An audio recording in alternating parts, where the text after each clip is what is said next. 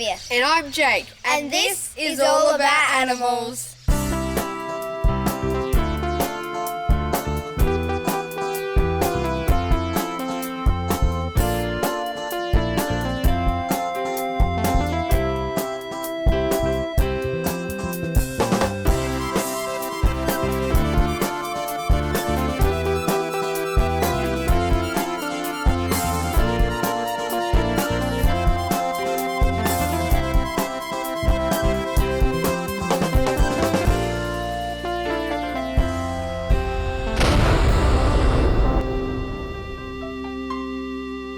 We start today's episode at Monado Zoo, checking out the gigantic giraffes. I'm here with Adrian, who's an ungulate and carnivore keeper. And what does ungulate mean? Ungulate is a name given to hoofstock, so things like giraffes and zebras. Okay, and are these males or females? This particular group is what we call our bachelor group, so it's it's a group of 9 boys. Yep. And we have them away from the females because we don't want to breed any giraffes at the moment. Okay, tell me about the tongue. Why is it so long and why is it so useful? Okay, giraffes are what we call a browser. So what that means is as they're walking through the bush, they'll be feeding on leaves, and as they're walking along, they'll be pulling leaves from the trees. Now, having a nice long tongue, it means that they can eat a lot of leaf in one mouthful. Now, a giraffe can eat about 30 kilos of leaves a day. Oh, really? So instead of picking off leaf by leaf, what they can do is wrap their tongue around the twigs or the branches and then end up having a nice mouthful of leaves, and instead of picking them off one by one. So in captivity, we can see Claire's feeding them carrots. Carrots is a bit of a treat for them. Feeding carrots and apples can help us if we need to give them any medication.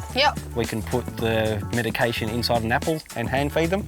But most of the time, their main diet is what we call lucerne. And how tall do they grow to? Male giraffes can get anywhere between 5 to 6 metres in height. So you can see, because we're standing at their ground level, they are quite tall. Yes, they are very tall. And would you consider them to be a dangerous animal? They're not dangerous in the way that they will try and harm us with intention. Males will actually use their head to fight one another. So what they'll do is stand side by side and they'll swing their neck and they'll use their head to hit each other in the chest area. Oh, yeah. Now, if we're standing too close and not watching what we're doing, and if they start swinging their heads, we might get in the way.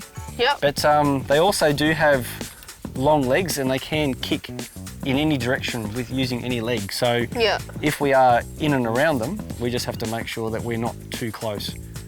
Okay. I've heard that they have got the same amount of bones in their neck as humans do. That's right, they're just bigger. How long do they live for? Giraffes can live to about their mid-20s. Mid-20s? So we have some giraffes on property who are in their early 20s. And they're starting to feel a little bit of arthritis in their joints. I've heard that this giraffe area is the largest in the southern hemisphere.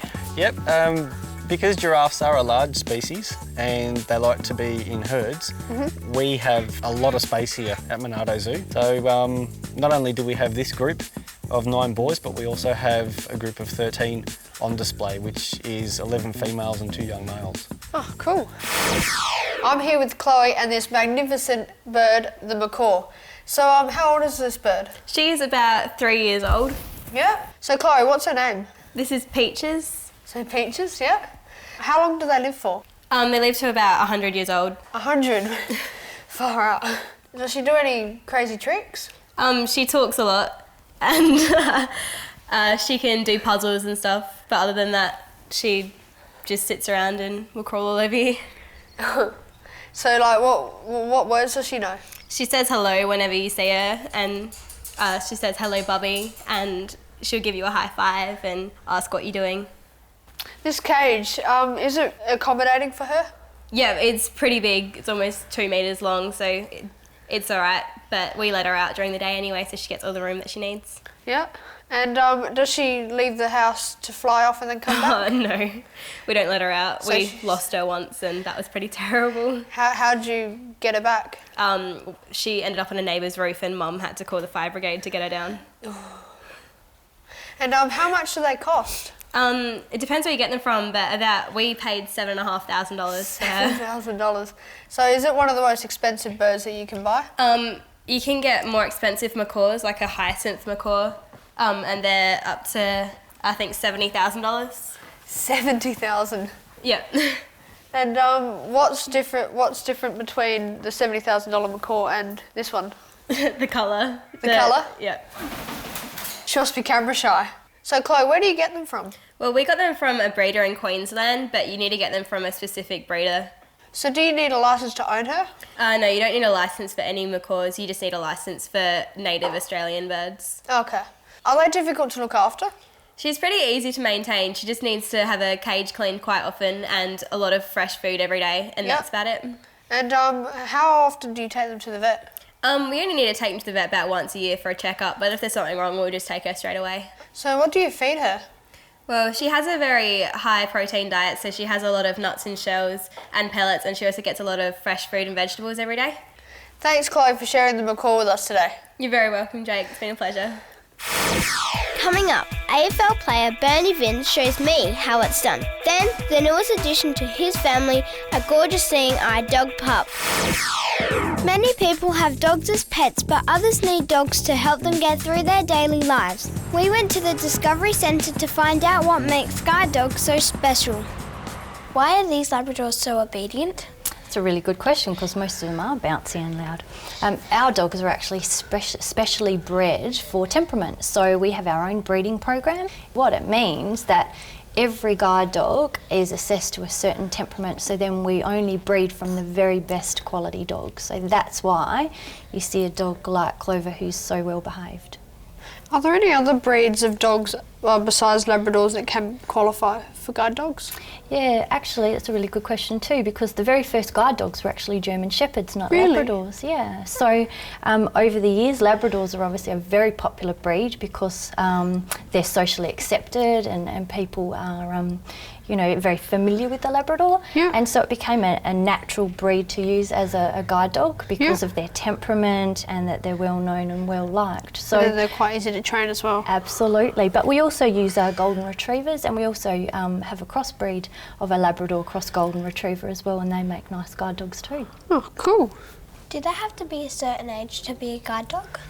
They do. We actually put our puppies out with volunteer families when they're 8 weeks old, and they spend the first 12 months being socialised. So that means that they'll go to all the places that a working guide dog might go. And then probably another 6 months being trained. So it means that a dog's around about 18 months to 2 years when they've undergone all that socialisation and training and are ready to be placed out with a client as a working guide dog. And then you'll hit the tiles on the other side. You feel them underfoot. Yes. So how does that feel? It feels surprisingly safe. Well done. That's good. You're doing really well, following her nicely. Thanks. There you go. Having learned all that, I spoke to Jodie, who uses a guide dog every day. So Jodie, how did you lose your vision? I lost my vision in my teenage years. I have tumours on the optic nerve, which is that big nerve between the brain and the eye that supplies all the information, and the tumour just squashed the optic nerve, so there's no information goes back and forward. That's how I lost my vision. So can you tell us what the white cane does? This is a white cane. This is a folded up white cane, and it flips out into being long, and you actually hold it in front of your body and move it from side to side, and it indicates things like steps and poles and other obstacles that are in your way, so you don't fall down the steps and you don't bang into the obstacle. So Jodie, how long do the dogs work for? It varies, but I guess on the average about 8 years. Some dogs need to retire early for either health reasons or they've come to the end of their working life, and some dogs may work a little bit longer. So Jodie, what's so special about having a guide dog? It's a different type of mobility to using the white cane. The dog will actually take you around the objects, and quite often you're not even sure they're even there. It just provides greater access to the environment. It's a real big type of teamwork, and that's sometimes a really nice way to go through the environment. Of course, if you own a dog, you would know that you have to walk it every single day. But there are a few really important tips to remember to keep you and your dog safe. Always walk your dog on a lead to stop him running onto the road in front of a car or scaring other people or dogs. It's better to walk with your dog on your left and close to you so you have good control. Always stop at every road and ask your dog to sit and wait before crossing the road. This teaches him not to run straight across the road if he ever escapes. Remember to give your dog lots of praise and some treats after the walk so he remembers what he learned. Is that yummy? Yeah, good boy. You like this. Now lots of girls dream of owning a horse, but what does it really take to own and care for a horse properly? I spoke to Dr. Luke Ross to find out more. So Dr. Luke, before we buy a horse, is there anything we should do first? Yes, Olivia, that's a good question, and you should get your horse checked by a vet. The vet can do what's called a pre-purchase examination, and that will allow the vet to examine the horse and tell you about any pre-existing health conditions that the horse might have. And how often do they have to be seen by a vet? We recommend that a horse should have an annual health check from a vet. It's also a good idea to get their teeth checked every year by the vet at the same time. So does it cost a lot to have a horse? In most cases, yes, it does cost a lot. There's not only the original purchase cost of the horse, but also the cost of keeping the horse. You need regular farrier visits. You may need some vet visits if the horse gets sick or gets hurt at some stage. So there are a lot of hidden costs that are associated with horses. So Dr. Luke, we know horses eat grass, but is that enough for them to stay healthy? Generally not. Most horses will need extra food on top of, grass that they might be grazing on during the day. So if a horse is unwell, do your vets travel out to see them? Yes, most horse vets will have an ambulatory practice, and that means they can come and have a look at the horse when they're unwell. So how often should they be exercised? As long as the horse is fit and healthy, they should really be exercised anything from every day to 3 or 4 times a week. And what about horseshoes? How often does the horse need to change its shoes? Yeah, look, a horse needs to see a farrier roughly every 6 weeks. Well, thanks, Dr. Luke. We've learned a lot about horses today. Great, thanks very much, Olivia. It was a pleasure. Did you know that the largest alligator on record was 5.8 metres long? I was playing with Bernie Vince's cute little puppy called Buddy while I waited for him to come and chat to me about playing for the Adelaide Crows. So, Bernie, why did you decide to become a Crows player? Yeah, it's interesting. You put yourself in the draft at during the start of the pre-season, and the teams, they have recruiters and they come around and they watch you play for your SANFL clubs, and I was lucky enough to get picked up by Adelaide. I'm actually from South Australia, so I was lucky enough to stay where my family is. So how many games have you played? I've played a total of 75 now. So what does it take to be a Crows player?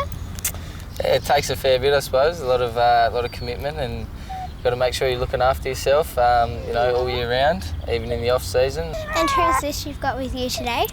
This is Buddy. He's from the Royal Society for the Blind. Me and Taylor Walker are ambassadors for them, so we decided that we were going to become puppy educators, so we got him I think we've had him for about 4 weeks now. Does Buddy ever watch you play?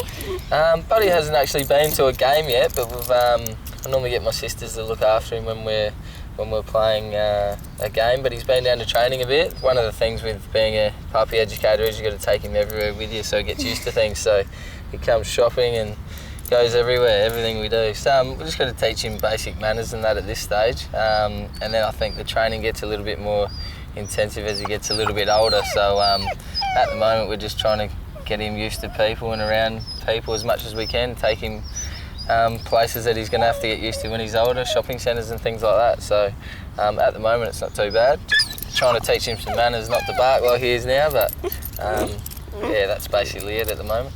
So Bernie, can you teach me some footy tricks? I'll do my best. I'll see what I can come up with. All right, Olivia, I'm going to teach you how to snap it through from the boundary.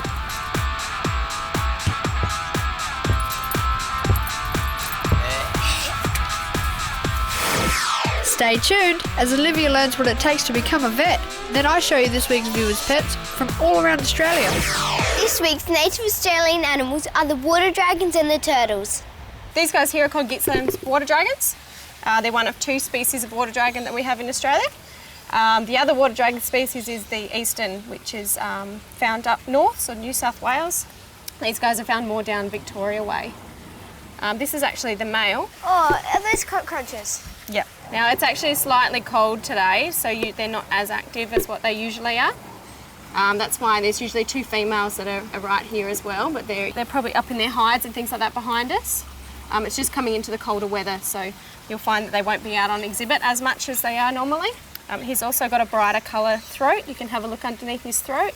Quite orange compared to the females. The females do come out, they're not quite as green and they don't have that bright colour underneath there as well. Do they eat anything else other than cockroaches?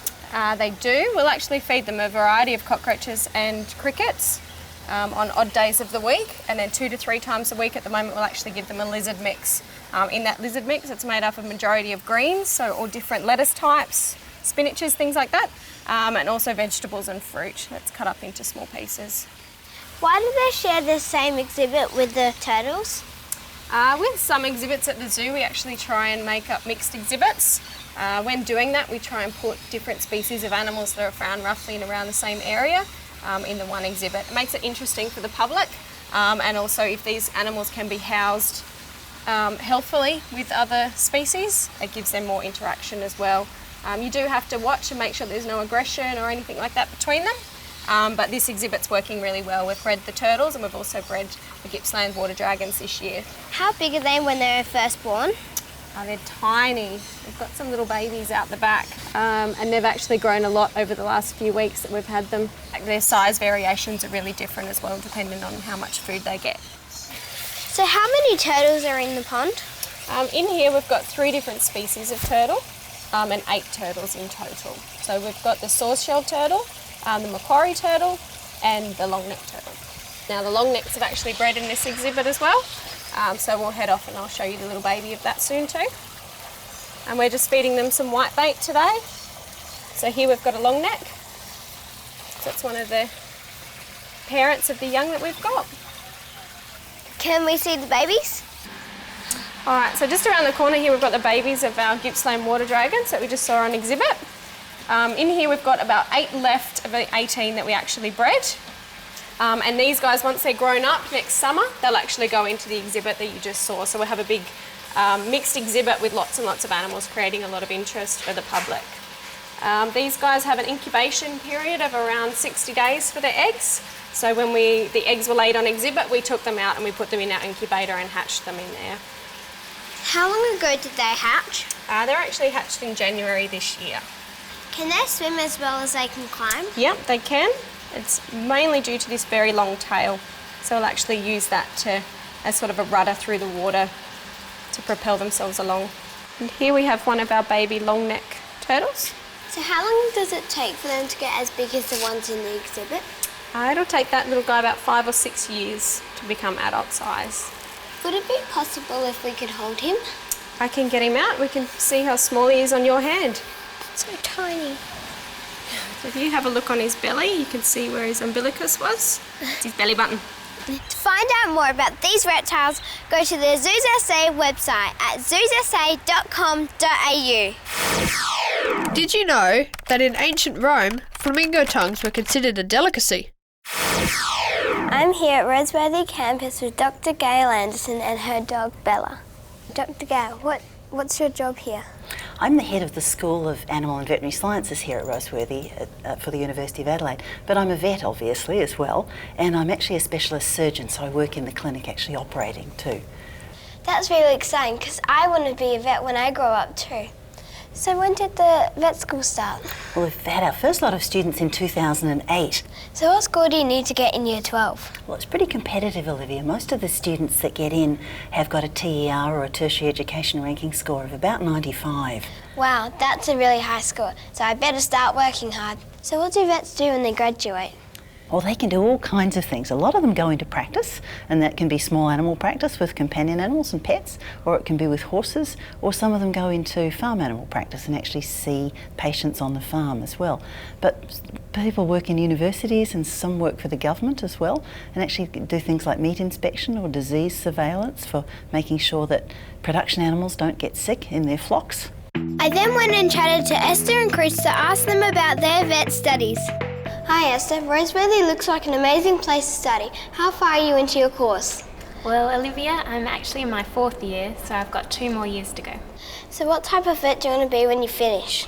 Well, I want to be a mixed animal vet. So I just want to work with small animals and large animals, so working with horses, cattle, sheep, working with dogs and cats. And I want to work out in the country and see if I can work with all the farmers and all the country people there. That's really exciting, and good luck with the rest of your studies. Next I spoke to Dr. Ralph, who teaches all the vet students at uni. Hi, I'm Olivia. Hi Olivia, I'm Ralph. Have a seat. So what do you do here? So I'm a lecturer in small animal surgery. That means I get to teach the students about operating on cats and dogs. So what type of surgery do you do? We do all sorts here. We do spays of cats and dogs. Sometimes when animals have been in an accident, we get to fix broken legs and things like that too. So what's your favourite part about your work? The best part about working here is that I get to bring my dog Smudge to work every day. This is Smudge. Does she do any tricks? Yeah, sure. Smudge, come here. Sit. Hands up. Bang! Oh, that's so cool. Good girl. That's great, and I can't wait to start studying here. Good luck.